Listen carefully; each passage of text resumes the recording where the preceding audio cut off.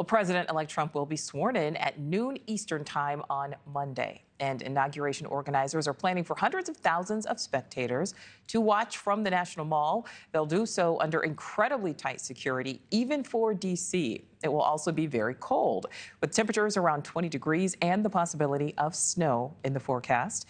Those in charge of security say while they are not aware of any specific or coordinated threats, the inauguration comes 3 weeks after that deadly New Year's truck attack in New Orleans.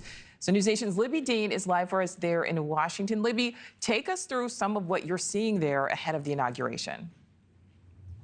Hey, Nichole, prep's really underway here, and we're actually going to see 250,000 people here for inauguration. That's what law enforcement says. Now, I want to show you kind of the preps that are going on here. We're seeing these smaller metal barricades that have been put up recently around the Capitol, but then you see these larger black barricades that actually line the Capitol complex. Those have actually been up since right after the election, and we saw them up through the election certification and then as well through the former late President Jimmy Carter's funeral. So that lines the Capitol complex. It actually extends out a couple of streets, blocking off streets here around the complex. Now, throughout the day here, Nichole, we've actually heard them be doing sound checks on that stage behind me. And that's because on the National Mall back there, there are speakers lining the National Mall. And this is going to be blasted. What's happening on stage where the president-elect is being sworn in is going to be blasted through the National Mall. So all the thousands of Americans who are packed in there can hear what's going on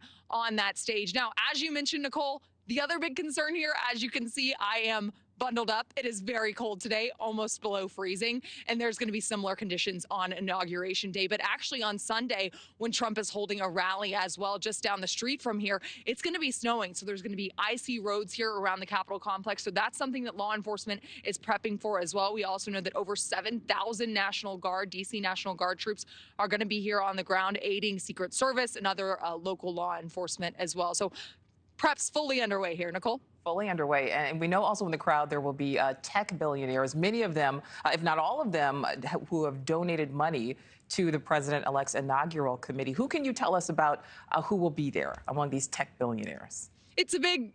Yeah, Nichole, it's a big who's coming, who isn't, but we actually are just learning here at News Nation that we're going to see Mark Zuckerberg here for inauguration, as well as Jeff Bezos. We're also going to be seeing Google's CEO, as well as TikTok CEO. Robert just mentioned that. We confirmed that here as well. A lot of those CEOs did donate to the president-elect's inaugural committee fund. And so it's really no shock that they are going to be here. But what is a shock, Nichole, is that they're going to be on that stage. Some of them are going to be on that stage right next to Trump's cabinet nominees. They're going to be sitting there with him. We also know that Elon Musk, a CEO, of course, and tech billionaire, is going to be here for Trump's inauguration. We've seen him by his side ever since that assassination attempt that we saw back in July. And then we saw, of course, Elon Musk endorse Trump. And ever since then, been by his side. Now we've seen all these tech moguls come by his side as well and are going to be by his side on inauguration. Nichole? All right. Libbey Dean, live for us there in Washington. Thank you. Thanks for watching. Go to joinnn.com to find News Nation on your screen. And don't forget to click the red subscribe button below to get more of News Nation's fact-driven, unbiased coverage.